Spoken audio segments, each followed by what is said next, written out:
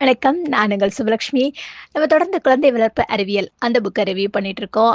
அந்த வகையில நம்ம இன்னைக்கு இந்த புக்ல இருந்து என்ன டாபிக் பார்க்க போறோம் அப்படின்னு பார்க்கறதுக்கு முன்னாடி, எந்த வேலை செய்றதா இருந்தாலும் பிளான் பண்ணி செய்யணும் அப்படின்னு நம்ம கேள்விப்பட்டிருப்போம் இல்லையா?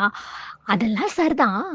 இந்த பிளானிங் வந்து நம்ம வீட்ல இருக்க குட்டீஸ், சுட்டீஸ்க்கா அப்படித்தானே கேட்குறீங்க? நானும் உங்கள மாரி தாங்க யோசிச்சேன். இந்த நண்டு, வண்டு, செண்டுகளுக்கெல்லாம் பிளானிங்கா அப்படின்னு. இந்த கதைய கேளுங்க. இந்த கதைய கேட்டதுக்கு அப்புறம் தான், இவங்களுக்கு கண்டிப்பா பிளானிங் வேணும் அப்படின்றது எனக்கே தெரிஞ்சுச்சுங்க. அமெரிக்கால ஒரு பெரிய ஒரு பிசினஸ் மேன். அவரு வந்து அவருடைய பையன வந்து நல்ல ஒரு பெரிய காலேஜ்ல சேர்ந்து படிக்க வச்சிருக்காரு. ஏன்னா, அவருக்கு வந்து தன்னுடைய பிசினஸ பார்த்துக்கணும். தன்னோட பையன் படிப்ப முடிச்சுட்டு தன்னுடைய பிசினஸ பார்த்துக்கணும் அப்படின்னு அவருக்கு ஆசை. ஆனா, அவருடைய பையனுக்கு வந்து என்ன அப்படின்னா, ஒரு பெரிய பாஸ்கெட் பால் பிளேயர் ஆகணும் அப்படின்னு தான் அந்த பையனுக்கு ஆசை. அப்போ அப்பாவுக்கும், பையனுக்கும் நெறைய பிரச்சனைகள் வருது. அப்போ அந்த அப்பா வந்து இந்த ஆத்தர வந்து சந்திக்கிறாரு. அப்ப சந்திக்கும்போது, அ இந்த ஆத்தர் வந்து, "ஓகே, நான் முதல்ல உங்களுடைய பையன பார்த்து பேசுறேன்" அப்படின்னு சொல்லிட்டு அந்த பையன பார்த்து பேசுறாரு. அந்த பையனோட பேர் வந்து கௌரவ். அப்ப கௌரவ் கிட்ட பேசும்போது, அவனுக்கு வந்து பாஸ்கெட் பால் அப்படின்னா பயங்கர இஷ்டம். அதுவும் யுஎஸ்ல உள்ள அந்த டீம்ல சேர்ந்து விளையாடணும் அப்படின்றது அவனுக்கு ரொம்ப ஆசை. உடனே இந்த ஆத்தர் கேட்குறாரு, "சரிப்பா, ஓகே. அ நீ அதுக்காக என்னென்ன பிராக்டிஸ்லாம் எடுத்துட்டுருக்க? எந்தெந்த டீம்லலாம் நீ விளையாண்டுருக்க?" அப்படின்னு கேட்குறாரு. அப்போ அவனுக்கு அதுக்கு என்ன பதில் சொல்லனே தெரியல. ஒரு மாதிரி அப்படியே திரு திரு திருன்னு முழிக்கிறான். சடனா கோவமும் படுறான். "சரிப்பா, நீ டென்ஷன் ஆகாத. ஓகே, நீ இப்ப இப்ப எந்த இடத்துல இருக்கிற? அந்த இடத்த நல்லா நோட் பண்ணிக்கோ. நீ அமெரிக்கால உள்ள அந்த டீம்ல சேர்ந்து விளையாடணும் அப்படின்னா, அதுக்கு உனக்கு அட்லீஸ்ட் என்ன பண்ணணும் அப்படின்னா, முதல்ல உங்க காலேஜ்ல உள்ள டீம்லயாவது நீ சேர்ந்து விளையாடணும். அதுக்கப்புறம் அத விட பெரிய டீம்ல சேர்ந்து விளையாடணும். இல்லையா? இந்த மாதிரியெல்லாம் விளையாண்டா தான் உனக்கு உன்னுடைய திறமைய வளர்த்துக்கிறதுக்கு ஒரு ஐடியா கிடைக்கும். எப்படி கோல் போடணும், அந்த மாதிரி ஒரு சின்ன சின்ன ஐடியாஸ் கிடைக்கும். இதெல்லாம் இல்லாம இந்த பையன் என்ன பண்ணிட்டு இருக்கான் அப்படின்னா, தனக்கு வெறுமனே பாஸ்கெட் பால் பிளேயர் ஆகணும்.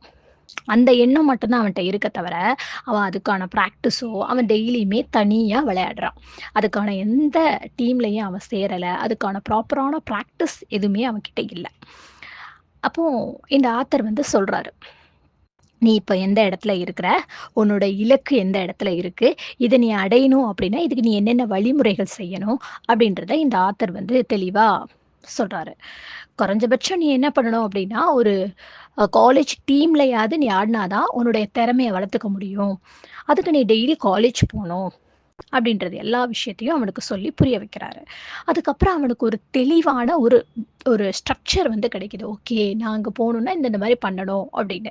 அப்புறம் அவர் என்ன சொல்றாரு அப்படின்னா, சப்போஸ் உன்னால அந்த காலேஜ்ல உனக்கு சீட்டு கிடைக்கல, இல்ல அந்த காலேஜ்ல உள்ள டீம்ல உனக்கு சீட்டு கிடைக்கல அப்படின்னா, அடுத்த ஆப்ஷன் என்ன பண்ண முடியும் அப்படின்னா, நீ ஒண்ணு ஒரு நல்ல பயிற்சி எடுத்துட்டு ஒரு கோச்சா உருவாகலாம். இல்ல அந்த ஆ அந்த கேம்ஸ் சம்மந்தமா ப்ராடக்ட்ட வச்சு விக்கிற ஒரு கடைய நீ வந்து வச்சு ரன் பண்ணலாம்.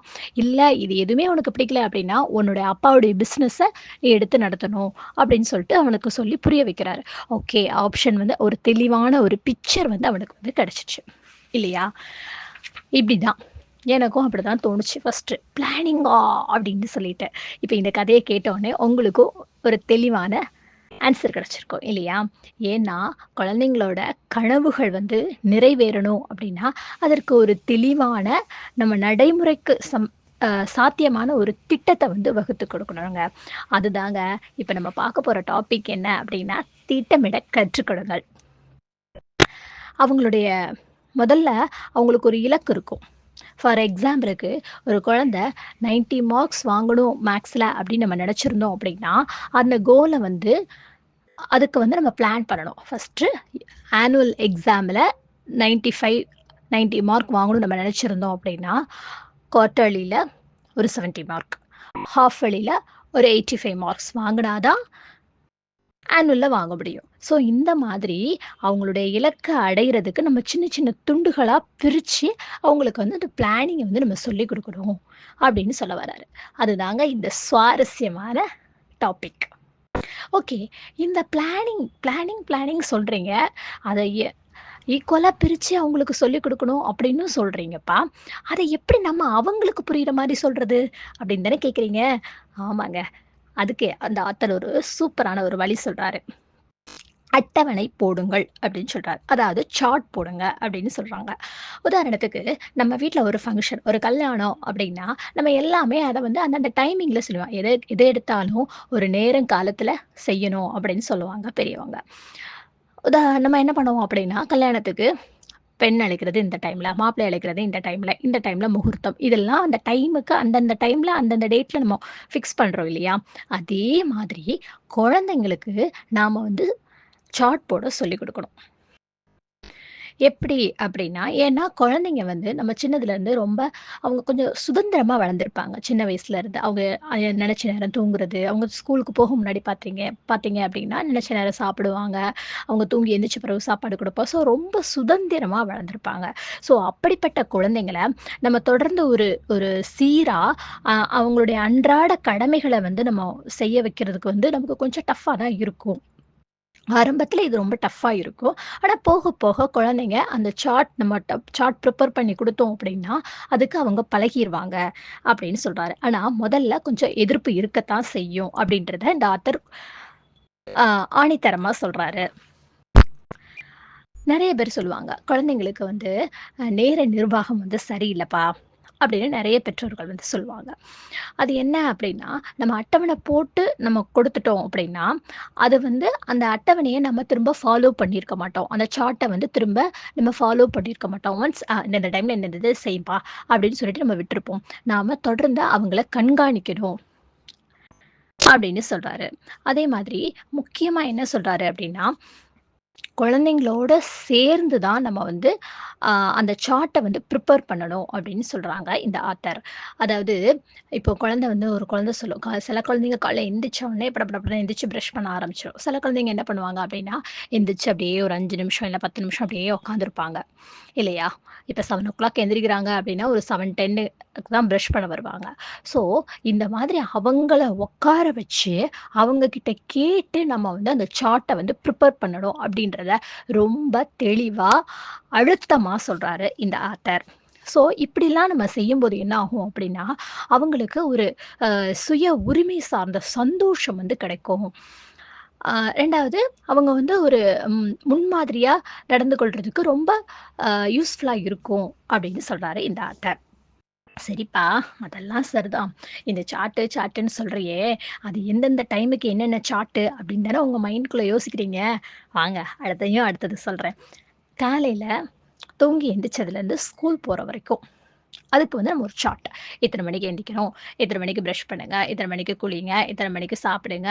அப்புறம் அவங்களுக்கு ஏதாவது சின்னதா பிராக்டிஸ் ஏதாவது சில பேர் பாட்டு படிப்பாங்க. சாமி முன்னாடி ஒரு 10 நிமிஷம் பாட்டு படிப்பாங்க. ஸோ அந்த மாதிரி இருந்துச்சு அப்டின்னா, காலையில எந்திரிச்சதுலேருந்து ஸ்கூல் போற வரைக்கும் ஒரு சார்ட் ப்ரிப்பேர் பண்ணி குடுத்துரலாம். அதுக்கப்புறம் வந்து ஈவ்னிங் வந்து அவங்க ஸ்கூல் விட்டு வந்ததுலேருந்து நைட்டு தூங்குற வரைக்கும் என்னென்ன செய்யணும் அப்டின்றத ஒரு சார்ட் ப்ரிப்பேர் பண்ணி குடுத்துரலாம். முக்கியமா ஈவ்னிங் வீட்டுக்கு வந்ததுக்கப்புறம் அவங்களுடைய ஹோம் ஒர்க். அந்த ஹோம் ஒர்க்குக்கு தான் இருக்கிறதுலயே எல்லா பேரண்ட்டுக்கும் ஒரு பெரிய ஒரு டஃப்பான இடம் இல்லையா? அவங்கள உட்கார வச்சு அவங்கள ஹோம் ஒர்க் பண்ண வைக்கிறேன்றது, அதுக்கு நாமளே படிச்சுட்டு போயிரலாம். அப்படின்னு தான் தோணும். ஸோ ரொம்ப படிச்சவங்களா இருந்தாலுமே நெறைய பேர் இதுக்கு எதுக்காக அப்படின்னா, குழந்தைங்களோட ரொம்ப ஸ்ட்ரெஸ் ஆகுறதுனால நெறைய பேர் டியூஷன் அனுப்பிடுறாங்க இத வந்து. ஸோ இந்த ஆத்தர் என்ன சொல்றாரு அப்படின்னா, ஈவ்னிங் அவங்களுடைய ஸ்கூல் ஹோம் ஒர்க்லேருந்து அவங்க தூங்குறது வரைக்கும், கண்டிப்பா அவங்க என்னென்ன பண்ணணும் அப்படின்றத ஒரு சார்ட் ப்ரிப்பேர் பண்ணி குடுங்க. அப்படின்னு சொல்றாரு. அந்த காலையில உள்ளதும், அந்த நைட் உள்ள அந்த மாலை சொல்றாங்க இல்லையா? அந்த நேர அட்டவணை வந்து ஒரே சீரா இருக்கணும் அப்படின்னு சொல்றாரு. அதுக்கப்புறம் இந்த இந்த ஸ்கூல் விட்டு வர்றாங்க இல்லையா? அது வந்து சில மாற்றங்கள் வந்து இருக்கலாம். ஏன்னா, எக்ஸாம் டைம்ல கொஞ்சம் அதிக நேரம் படிக்க வேண்டியது இருக்கலாம். அவங்க இப்ப சப்போஸ் ஒரு பாட்டு கிளாஸ் போறாங்க அப்டின்னா, அத வந்து நம்ம இன்னைக்கு பிரேக் பண்ணுவோம். இன்னைக்கு வந்து எக்ஸாம் இருக்கு, நெறைய படிக்க வேண்டியது இருக்கு அப்டின்னு சொல்லிட்டு, அந்த அந்த டைம வந்து நம்ம ஷெட்யூல வந்து ரீஷெட்யூல் பண்ணுவோம். ஓகேவா? இதெல்லாம் இந்த ஆத்தர் வந்து சொல்றாரு. அதாவது, ஆம் அப்புறம் என்ன அப்டின்னா, இந்த மாதிரி சார்ட் வந்து மண்டே டூ சாட்டர்டே வரைக்கும் இருக்கும். தென் சண்டே வந்து கண்டிப்பா ஹாலிடே. ஹாலிடே அப்டின்னா எல்லாருக்கும் கண்டிப்பா ஒரு ரெஸ்ட் தேவ. ஸோ, நம்ம வந்து பக்கத்துல ஏதாவது ஈஸியா பார்க்க முடிஞ்ச இடம், அதற்கு போலாம் அப்டின்னு நம்ம பிளான் பண்ணி சார்ட் போட்டு வைக்கலாம். அதுக்கப்புறம் என்ன அப்டின்னா, குழந்தைங்க வந்து இப்ப நம்மளோட சேர்ந்து ஏதாவது சமைக்கலாம். அந்த மாதிரி ஏதாவது பிளானிங் போட்டு வைக்கலாம் அப்டின்றதையும் இந்த ஆத்தர் சொல்றாரு. அதே மாதிரி இந்த சார்ட் போட்டு கொடுத்ததோட நம்மளுடைய வேலை முடிஞ்சிடுச்சு அப்படின்னு இருக்கக்கூடாது. கண்டிப்பா அந்த ஒரு சின்ன அ ஒரு அட்டென்ஷன் வந்து அது மேல இருக்கணும். பண்றாங்களா? அதுபடி அந்த வேலைய அவங்க பண்றாங்களா? அப்படின்ற ஒரு அட்டென்ஷன் வந்து இருக்கணும் அப்படின்றதையும் இந்த ஆத்தர் சொல்றாரு. அதே மாதிரி எல்லா வச்சுமே வந்து நீங்களே செய்யாதீங்க. சில பேரண்ட் வந்து சூப்பரா பிளான் பண்ணுவாங்க. ஆனா அந்த பிளானிங் நம்ம குழந்தைங்க கிட்ட ஒர்க் அவுட் ஆகுமா? அப்படின்னு கேட்டாச்சு அப்படின்னா, கண்டிப்பா கிடையாது. நம்ம ஒண்ணு பிளான் பண்ணா குழந்தை ஒண்ணு செய்யும். இல்லையா? அது மாதிரி நீங்களாவே அந்த சார்ட் வந்து போட்டு கொடுக்காதீங்க. குழந்தைங்கள உட்கார வச்சு அவங்க கிட்ட சஜஷன் கேட்டு அவங்களுக்கு போட ஹெல்ப் பண்ணுங்க அப்படின்னு சொல்றாரு. இன்னொரு விஷயம் என்ன சொல்றாரு அப்படின்னா, நீங்களே அத செஞ்சீங்க அப்படின்னா, அவங்களுக்கு அந்த பிளான் பண்ற, அந்த சார்ட் போடுறது, அந்த பிளானிங்கே இல்லாம போயிரும் அவங்களுக்கு. அந்த திட்டமிடுற திறமை அப்படின்றது அறவே இல்லாம போயிடும். எல்லா விஷயத்துக்குமே நம்மள டிபெண்ட் பண்ணி தான் இருப்பாங்க. அவங்களால சுயமா எதையும் சிந்திக்க முடியாது அப்படின்றதையும் இந்த ஆத்தர் சொல்றாரு. அத மாரி அவங்க சூஸ் பண்ற அவங்க செலக்ட் பண்ற ஒரு உரிமைய வந்து குழந்தைங்க கிட்ட குடுத்துருங்க. உதாரணமா, இப்ப நாங்க ஒரு 4:00 4 டூ 5 நீ விளையாடுறதா இருந்தா விளையாடலாம். நீ படிக்கிறதா இருந்தா படிக்கலாம். ஆ இல்ல நீ வேற ஏதாவது கத்துக்கணும்னு ஆசைப்படுறியா? அப்டின்னா ஒரு ட்ராயிங் பண்ணணும் அப்டின்னு நீ நினைக்கிறன்னா ட்ராயிங் பண்ணலாம். இந்த மாரி 3 ஆப்ஷன்ஸ் வந்து குடுத்துருங்க. குடுத்துட்டு அவங்களே அவங்களுக்கு என்ன பிடிக்குமோ அத செலக்ட் பண்ணட்டும். நீங்க வந்து இதுதான் பண்ணணும் அப்டின்றத மாரி எதுவும் சொல்லாதீங்க அப்டின்றதையும் இந்த மாதிரி சார்ட் போட்டு குழந்தைங்க அதுபடி வேலை செய்ய பழகிட்டாங்க அப்படின்னா, அதுக்கப்புறம் நேர நிர்வாகம், அ டைம் மேனேஜ்மென்ட் சொல்லுவாங்க இல்லையா? அத பத்தி நம்ம கொஞ்சம் கொஞ்சமா அவங்களுக்கு சொல்லிக் கொடுக்கலாம். அது மாதிரி அ செய்ய வேண்டிய பட்டியல், அதாவது நம்ம பட்டியல் போட்டிருப்போம் இல்லையா? சார்ட் போட்டிருப்போம். அதுல எத முதல்ல செய்யணும்? எத 2வது செய்யணும்? அப்படின்றதும் ஒரு தெளிவு இருக்கணும் இல்லையா? அதுக்கு சூப்பரா இந்த ஆத்தர் ஒரு எக்ஸாம்பிள் கூட சொல்றாருங்க. அதாவது, அ இந்த செய்ய வேண்டிய பட்டியல் அப்படின்னு சொல்லும்போது, இந்த பட்டியல் இருந்துச்சு அப்படின்னாலே, அவங்க என்ன வேலை செய்யணும் அப்படின்ற ஒரு தெளிவான ஒரு பட்டியல் இருந்துச்சு அப்படின்னா, அது வந்து குழந்தைங்களோட வளர்ச்சிக்கு ரொம்ப ரொம்ப முக்கியம் அப்படின்னு சொல்றாரு. சில நேரங்கள்ல நம்மளே ஒரு வேலை செய்யணும் அப்படின்னு நெனச்சிருப்போம். இந்த வேலை செய்யணும் அப்படின்னு நெனச்சிருப்போம். ஆனா, அது மறந்திருக்கும் நமக்கு. சில நேரத்தில என்ன பண்ணுவோம் அப்படின்னா, அ ஞாபகம் இருக்கும் அந்த வேல. ஆனா வந்து என்ன பண்ணுவோம்னா, தள்ளி போடுவோம் சம்டைம்ஸ். ஸோ, இந்த மாதிரி இப்ப சார்ட் போடுறதுனால, இந்த மறந்து போகுறதுக்கும் வாய்ப்பு கிடையாது. தள்ளி போடுற பழக்கமும் நம்மகிட்ட கம்மியாகும் அப்படின்றத இந்த ஆத்தர் முன்வைக்கிறாரு. இந்த ஆத்தர் வந்து ரொம்ப சுவாரஸ்யமா இன்னொரு விஷயம் சொல்றாரு. இவரு வந்து அவருடைய ஸ்கூல் படிக்கிற காலத்துல இருந்தே, இவரு வந்து சார்ட் வந்து ப்ரிப்பேர் பண்ணுவாராம். அவருடைய அப்பா வந்து ஒரு வழக்கறிஞர். ஸோ, அவங்க அப்பா வந்து ஒரு பெரிய சார்ட் போட்டு வச்சிருப்பாராம். இன்னன்னைக்கு இன்னென்ன கேஸஸ் எல்லாம் நம்ம பார்க்கணும். இன்னன்னைக்கு இந்தந்த நபர்கள மீட் பண்ணணும். இன்னன்னைக்கு இந்தந்த இடங்களுக்கு நம்ம போகணும் அப்படின்றத போட்டிருப்பாரு. ஸோ, இந்த ஆத்தர் அவங்க அப்பாவுடைய அந்த அட்டவணைய பார்த்ததுனால, இவருக்கு ஸ்கூல் படிக்கும்போதே இந்த சார்ட் போட்டு அதுக்கு தகுந்த மாதிரி வேலை செய்ற பழக்கம் வந்து இருந்திருக்கு. அப்படி ஒரு நாள் இவரு இருக்கும்போது, ஒரு நாள் இவரு ஒரு 18 வேலை செய்யணும் அப்படின்னு நோட் பண்ணியிருக்காரு. அத ஆர்வமா அவங்க அப்பா கிட்ட போய் சொல்றாரு. அப்ப அவங்க அப்பா சொல்றாரு, "மகனே, நீ வந்து செய்ய வேண்டிய பட்டியல்ல ஒரு நாளும் அது வந்து காலியா இருக்கக்கூடாது." அதாவது நம்ம சார்ட் போடுவோம் இல்லையா? இன்னைக்கு எல்லாம் செஞ்சுட்டோம் அப்படின்னா, அடுத்த நாள் அதில எதுவுமே எழுதாம இருக்கக்கூடாது. 18 வேலைன்னா 18 வேலை முடிச்சு 18வது வேலை முடிக்கிறதுக்கு முன்னாடியே 19, 20, 21 வந்து பின்னாடி ஆட் ஆயிட்டே இருக்கணும். என்னைக்கு அந்த சார்ட்ல வந்து அந்த இடம் காலியா இருக்கோ, அப்ப வந்து உன்னோட வாழ்க்கை முடிஞ்சிற்று அப்படின்னு அர்த்தம் அப்படின்னு சொன்னாரு. இந்த ஆத்தர் வந்து. ரொம்ப சுவாரஸ்யமா இருந்துச்சு எனக்கு இந்த இத வாசிக்கும்போது. குழந்தைங்களையும் இதே மாதிரி நம்ம என்ன பண்ணணும் அப்படின்னா, ஒரு பட்டியல வந்து உருவாக்கிக்க சொல்லிக்கணும். அவங்க கிட்ட ஒரு சின்ன புத்தகமா இருக்கலாம், இல்ல ஒரு டைரியா இருக்கலாம். இத குடுத்து, "நீ என்ன பண்ணணும்? ஒரு நாள்ல நீ என்னென்ன பண்ணணும் அப்படின்றத இதுல நோட் பண்ணிக்கோ பாப்பா. அத வந்து நீ ஒன்ஸ் அந்த வேல வந்து காலையில எந்திரிச்ச உடனே இன்னைக்கு என்னென்ன வேலைகள் செய்யணும். இன்னைக்கு பாட்டு கிளாஸ்க்கு இந்த பாட்டு ப்ரிப்பேர் பண்ணணும், டிராயிங்க்கு இத பண்ணணும், ஹோம் ஒர்க் இத பண்ணணும், அசைன்மென்ட் இத பண்ணணும், ப்ராஜெக்ட் இத பண்ணணும்" அப்படின்னு நீ நோட் பண்ணிக்கோ. நோட் பண்ணிட்டு அன்னைக்கு நைட்டு தூங்கும்போது என்னென்ன வேலை முடிச்சோ அத டிக் பண்ணிக்கோ. பேலன்ஸ் இருக்கிற ஒர்க்க நெக்ஸ்ட் டே பண்ணிக்கோ. அப்படின்றத நம்ம அவங்களுக்கு கைட் பண்ணலாம். ஓகே. இப்படிலாம் நம்ம சொல்றோம். இப்போ ஒரு 10 வேலை எழுதியிருக்காங்க. இந்த 10 வேலைகள் எழுதும்போது, சில வேலைகள் வந்து அவங்களுக்கு ரொம்ப முக்கியமானதா இருக்கலாம். ஸோ, அத அவங்களுக்கு எப்படி வரிசைப்படுத்தணும் அப்படின்றதையும் ரொம்ப அழகா இந்த ஆத்தர் சொல்லியிருக்காரு. அதாவது அந்த முக்கியத்துவம், இம்பார்ட்டன்ஸோட அடிப்படையில நம்ம வேலைகள வந்து வரிசைப்படுத்திக்கணும் அப்படின்னு சொல்றாரு. செய்ய வேண்டிய பட்டியல்ல சில நேரம் நம்ம என்ன பண்ணுவோம் அப்படின்னா, சிம்பிளா இருக்கிற வேலைய டக்குன்னு செஞ்சு முடிச்சுருவோம். அதே நேரத்தில ரொம்ப சுவாரஸ்யமா செய்யக்கூடிய வேலையும் ரொம்ப அழகா செய்வோம். ஆனா, இந்த கஷ்டமா இருக்கும் இல்லையா? ஆனா முக்கியமான வேலையா இருக்கும். அந்த வேலைய நம்ம மிஸ் பண்ண நெறைய வாய்ப்புகள் வந்து இருக்கு. ஸோ இந்த ஆத்தர் என்ன சொல்றாரு அப்படின்னா, ஆ ஆ வேலைகள வந்து மிக முக்கியமான வேலை. அதாவது ரொம்ப ரொம்ப இம்பார்ட்டன்ஸ் வேல. அப்புறம் இம்பார்ட்டன்ஸால வேல. அப்புறம் கொஞ்சம் குறைவான முக்கியத்துவம் கொண்ட வேல. இந்த மாதிரி 3ஆ பிரிச்சுக்கோங்க. பிரிச்சு அந்த வேலைகள 3ஆ பிரிச்சு எழுதிக்கோங்க. எழுதிட்டு அதுக்கப்புறம் அத வந்து அரேஞ்ச் பண்ணுங்க. அந்த இத வந்து அரேஞ்ச் பண்ணுங்க அப்படின்னு சொல்றாரு. அடிக்கடி இந்த பட்டியல வந்து நம்ம என்ன பண்ணணும் அப்படின்னா, எடுத்து பார்க்கணும். எந்த வேலை முடிச்சிருக்கோம். இம்பார்ட்டன்ஸ் ஆன வேலை முடிச்சிருக்கோமா? அதுக்கப்புறம் கொஞ்சம் இம்பார்ட்டன்ஸ் ஆன வேலை முடிச்சிருக்கோமா? அதுக்கப்புறம் நார்மலா டெய்லி யூஸ் செய்யக்கூடிய வேலைய முடிச்சிருக்கோமா? அப்படின்றத அத வந்து எடுத்து பாருங்க அப்படின்றதையும் சொல்றாரு. இப்ப குழந்தைங்களோட விஷயத்துல பார்க்கும்போது இப்ப நாளைக்கு எக்ஸாம் அப்டின்னா, அது வந்து ரொம்ப முக்கியமான வேல. ஒரு அசைன்மென்ட் இருக்கு. அதுக்கு ஒரு 10 டேஸ் இருக்கு அப்டின்னா, அது அடுத்த முக்கியமான வேல. அப்புறம் அவங்க ரெகுலரா இப்ப பாட்டு கிளாஸ் போறாங்க. டெய்லி ஒரு பாட்டு படிக்கணும் அப்படின்னா, அது வந்து அதுக்கு அடுத்தது அ உள்ள வேல. ஸோ இந்த மாதிரி அவங்களுக்கு அவங்களே அவங்க எழுதிக்கொள்ள சொல்லுங்க அப்படின்றதையும் அவரு சொல்றாரு. சில நேரத்தில அ அவங்களுக்கு வந்து சேஞ்சஸ் வரும். இப்ப எக்ஸாம் இருக்கும். அந்த மழை அந்த மாதிரி காரணம் வரும்போது அது வந்து தள்ளி போகலாம். அப்புறம் ஆசிரியர்கள் வந்து என்ன பிளான வந்து சேஞ்ச் பண்ணுவாங்க. ஸோ அந்த மாதிரி நேரத்தில என்ன பண்ணணும் அப்படின்னா, அவங்களே அவங்களோட பட்டியல வந்து மறுபரிசீலனை செஞ்சுக்கணும். அதாவது மாத்தி ரீஷெட்யூல் பண்ணிக்கணும் அப்படின்றதையும் சொல்றாரு.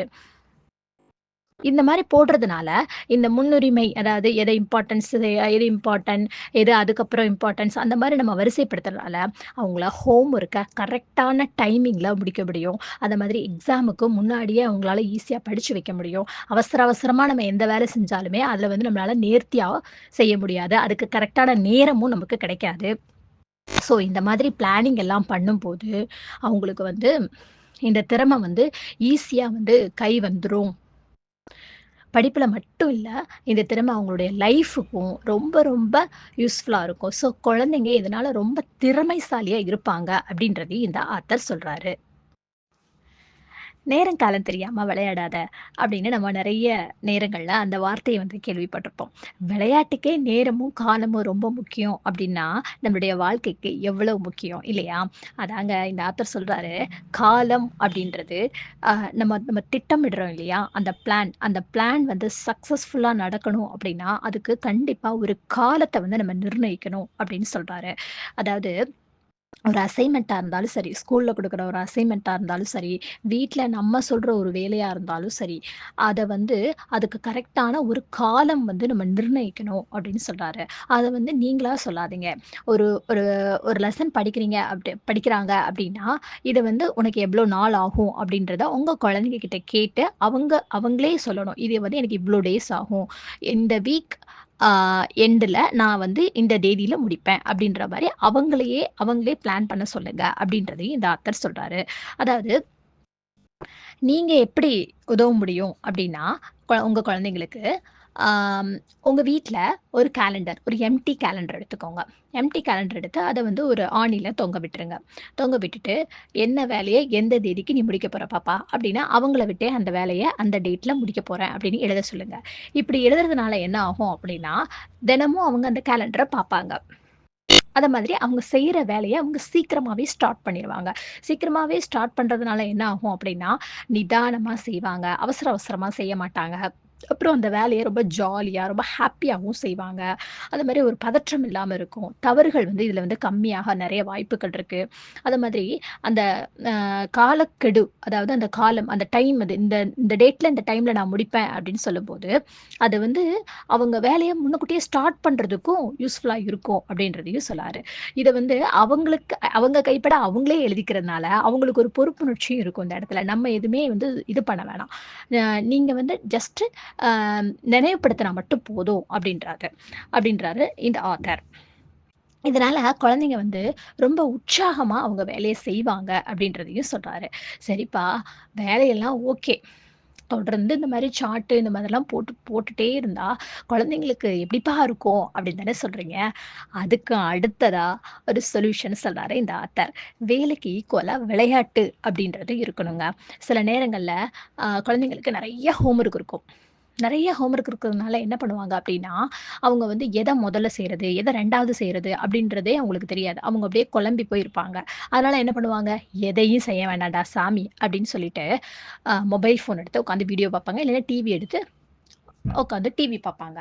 ஸோ, இந்த மாதிரி பிரச்சனைய நம்ம சமாளிக்கணும் அப்டின்னா, குழந்தைங்களுக்கு ஒரு படிப்பு.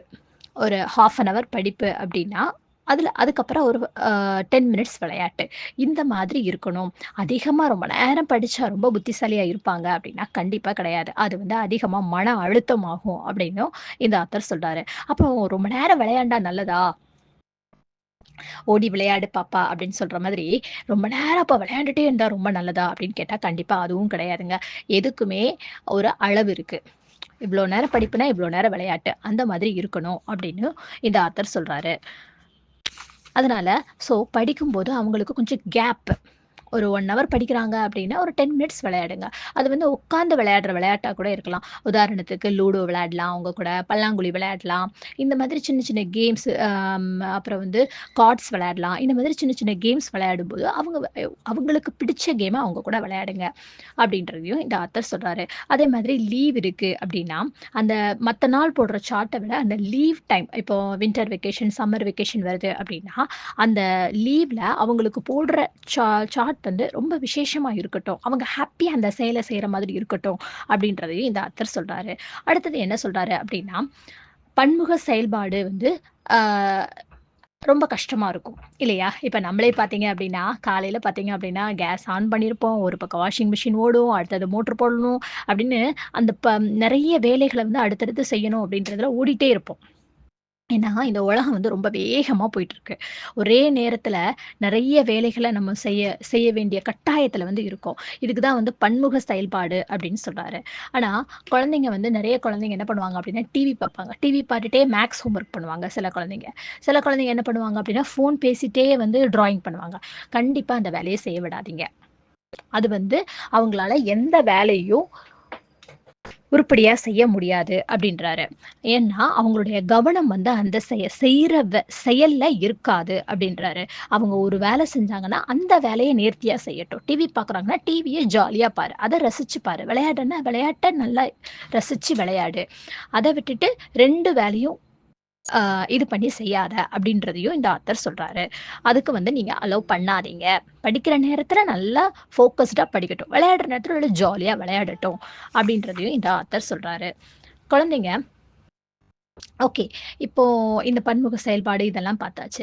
குழந்தைங்க அவங்க எப்படி இருக்காங்க அப்படின்றத மதிப்பிடுறதுக்கு ரொம்ப உதவியா இருக்கணும். பேரண்ட் அப்படின்றதையும் சொல்றாரு. அடுத்ததாக குழந்தைகள் தங்களை தாங்களே மதிப்பிட உதவுங்கள். அதாவது இது என்ன அப்டின்னா, அ குழந்தைங்க கூட நீங்க வந்து உட்காந்து பேசணும். அப்பப்போ அவங்க என்ன பண்றாங்க? அவங்களுடைய கோல நோக்கி அவங்க அந்த சார்ட் ப்ரிப்பேர் பண்ணியிருக்கோம் இல்லையா? அந்த சார்ட்டுக்கு தகுந்த மாதிரி அந்த வேலைகள் எல்லாம் கரெக்ட்டா பண்றாங்களா? அவங்களுக்கு உங்களோட ஹெல்ப் ஏதாவது தேவை இருக்கா? அப்டின்னு அவங்கள விட்டு அவங்களையே மதிப்பிட சொல்லுங்க அப்டின்னு சொல்றாங்க. ஒரு ஃபார் எக்ஸாம்பிளுக்கு ஒரு வேல முடிச்சுட்டாங்க, சீக்கிரமா முடிச்சுட்டாங்க அப்டின்னா, அதுக்கு வந்து மார்க் போட சொல்லுங்க அப்படின்னு ஒரு 1 டூ 5 இப்ப என் பொண்ணெல்லாம் வந்து அடிக்கடி சொல்வா. ஒரு டிராயிங் வரைஞ்சுட்டு, "அம்மா இதுக்கு நீங்க ரேட்டிங் குடுத்தா எவ்வளோ குடுப்பீங்க? 5 ஸ்டார்ஸா? 3 ஸ்டார்ஸா?" அப்படின்னு கேட்பா. ஸோ அந்த மாதிரி அவங்களுக்கு அவங்களே போட்டுக்கொள்ள சொல்லுங்க அப்படின்றதையும் இந்த ஆத்தர் சொல்றாரு. அத மாதிரி இந்த மாதிரி இது பண்ணும்போது, நம்ம அடிக்கடி வந்து அம் அவங்களுடைய சுய மதிப்பீட வந்து நம்ம அடிக்கடி வந்து செக் பண்ணணும். அது வந்து மாசம் ஒரு முறையா இருக்கலாம், இல்ல 15 டேஸ்க்கு ஒண்ணா இருக்கலாம், இல்ல 2 மந்த்ஸ்க்கு ஒன்ஸா இருக்கலாம். அவங்களுடைய கோல் எல்லாம் அவங்களுடைய சார்ட் ப்ரிப்பேர் பண்றதுக்கு தகுந்த மாதிரி அவங்க அந்த வேலைய செய்றாங்களா? அதுல ஏதாவது சேஞ்ச் தேவை இருக்கா அப்படின்றத நம்ம அவங்களோட உட்காந்து அவங்களுக்கு வந்து ஹெல்ப் பண்ணணும் அப்படின்றதையும் இந்த ஆத்தர் சொல்றாரு. அடுத்தது என்ன அப்படின்னா, எந்த ஒரு விழாவா இருந்தாலும் சரி, அதுல வந்து குழந்தைங்க கண்டிப்பா பார்ட்டிசிபேட் பண்ணணும். இப்ப இருக்க காலகட்டத்தில யாருமே குழந்தைங்கள ஒரு திருமணம், அ அப்புறம் வந்து ஒரு பர்த்டே பார்ட்டி அந்த மாரிலாம் வந்து கிராமங்கள்ல உள்ள கோயில் கொடை விழா, இதெல்லாம் வந்து யாருமே கூட்டிட்டு போறதில்ல. ஆனா, இந்த ஆத்தர் என்ன சொல்றாரு அப்படின்னா, குழந்தைங்களுக்கு எல்லாமே தெரிஞ்சுக்கணும் அப்படின்றத முன்வைக்கிறாரு. எந்த விடுமுறையா இருந்தாலும் சரி, எந்த கொண்டாட்டங்களா இருந்தாலும் சரி, திருவிழாக்களா இருந்தாலும் சரி, அதுல அதுல அவங்க என்ன பண்ணணும் அப்படின்ற எல்லா தீர்மானத்தையும் அவங்களுக்கு என்ன ட்ரெஸ் போடணும், அவங்க எந்த மாதிரி அம் அ அ திங்ஸ் வாங்கணும் அப்படின்றத அவங்களுக்கு அவங்களே தீர்மானம் எடுக்கணும் அப்படின்றத இந்த ஆத்தர் சொல்றாரு. அதாவது இப்போ வந்து அந்த குழந்தைக்கே பிறந்தநாள் வருது அப்படின்னா, எந்த மாதிரி ட்ரெஸ் வாங்கணும்? அன்னைக்கு அந்த டேவ எப்படி செலிப்ரேட் பண்ணணும்? யார் யார இன்வைட் பண்ணணும்? எந்த மாதிரி ஃபுட் அரேஞ்ச் பண்ணணும்? இது எல்லாமே அந்த பொறுப்பு எல்லாமே நீங்க அவங்க கிட்ட கொடுங்க. அந்த டெக்கரேட் பண்றதா இருந்தாலும் எல்லாமே அவங்க கிட்ட கொடுங்க. அப்படின்றதையும் இந்த ஆத்தர் சொல்றாரு. அதாவது இந்த மாதிரிலாம் செய்யும்போது, அ அவங்க வந்து அந்த பிளான் பண்றாங்க இல்லையா? பிளான் பண்ணும்போது அந்த குழந்தைங்க கிட்ட திட்டமிடுற திறமை வந்து அதிகரிக்கும். அதேமாரி பொறுப்புணர்ச்சியாவும் இருப்பாங்க. ஏதாவது ஒரு இடத்துக்கு போறோம் அப்படின்னா, நம்ம ஃபேமிலி எல்லாரும் சேர்ந்து ஒரு இடத்துக்கு போறோம் அப்படின்னா, அவங்க கிட்ட கேளுங்க. நம்ம எங்க போகணும்? எப்படி போகலாம்? ட்ரெயின்ல போலாமா? பஸ்ல போலாமா? அ என்னென்னலாம் நம்ம கொண்டு போலாம்? ஸ்நாக்ஸ் என்னென்ன நம்ம எடுத்து போலாம்? என்னென்ன ட்ரெஸ்ஸஸ் வாங்கிக்கலாம்? ஸோ இந்த மாதிரி அதே மாரி இன்ஸ்ட்ருமெண்ட் ஏதாவது எடுத்துட்டு போலாமா? இந்த மாதிரி எல்லாமே அவங்க கிட்ட கேட்டு முடிவெடுங்க அப்படின்றதையும் சொல்றாரு. அப்புறம் சூப்பரா கடைசியா இந்த டாபிக்ல ஒரு அற்புதமான ஒரு விஷயம் சொல்றாரு. அதாவது ஒரு வால் கிளாக். அதாவது உங்க வீட்டுக்கான வால் கிளாக். இந்த வால் கிளாக்ல உங்க ஃபேமிலில உள்ள எல்லாருடைய பர்த்டே டேட்டு, அப்புறம் வந்து வெட்டிங் டேட் இருந்தா வெட்டிங் டேட் இது பண்ணிக்கலாம். அதுக்கப்புறம் ஏதாவது விழாக்கள், தீபாவளி, பொங்கல் அந்த மாதிரி வருதா? அப்புறம் பரீட்சை நாட்கள், விடுமுறை கொண்டாட்டங்கள் இது எல்லா டேட்டையும் நீங்க வந்து அதில நோட் பண்ணிக்கோங்க. ஸோ, இந்த மாதிரி தகவல்கள்லாம் நீங்க வந்து தயாரிச்சு வச்சுக்கிட்டீங்க அப்டின்னா, அது மாதிரி புதுசா ஏதாவது நம்ம வீட்ல புதுசா ஏதாவது ஆட் ஆச்சு. இப்போ ஏதாவது குட்டியா குழந்தை ஏதாவது பொறந்துருந்துச்சு அப்டின்னா, அந்த பர்த்டே டேட்டையும் அதில நோட் பண்ணிக்கோங்க. அந்த நாட்காட்டி வந்து நீங்க தயாரிச்சு, அ இது பண்ணீங்க அப்டின்னா, குழந்தைங்களுக்கும் அந்த திட்டமிடும் திறமைக்கும் ரொம்ப யூஸ்ஃபுல்லா இருக்கும் அப்டின்றாங்க. ஏன்னா பெரியவங்க நம்ம இப்டி செய்யும்போது, அவங்களுக்கு அந்த டேட் வந்து ஞாபகம் இருக்கும். ஓ! இந்த டேட்ல என்ன பண்ணலாம்? இப்ப அம்மா, அப்பாவோட வெட்டிங் ஆனிவர்சரி வருது. ஸோ இதுக்கு நான் என்ன பண்ணணும்? அப்டின்றதையும் அந்த டேட் வந்து ஞாபகப்படுத்தும் அப்டின்றதையும் இந்த ஆத்தர் சொல்றாரு. ஸோ இந்த மாதிரி நெறைய சுவாரஸ்யமான விஷயங்கள இந்த டாபிக்ல இந்த ஆத்தர் சொல்லியிருக்காரு. அடுத்த டாபிக்ல அவர் என்ன சொல்ல வராரு அப்டின்றத நம்ம அடுத்த வாரம் பார்க்கலாம். Thank you.